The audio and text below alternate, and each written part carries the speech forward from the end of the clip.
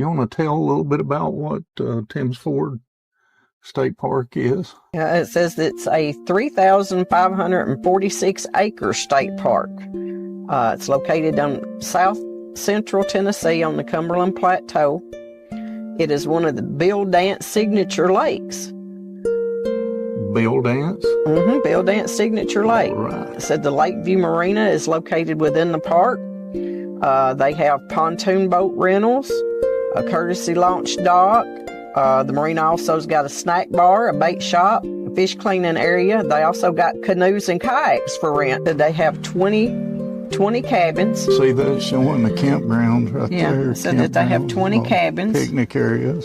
And then they have two campgrounds.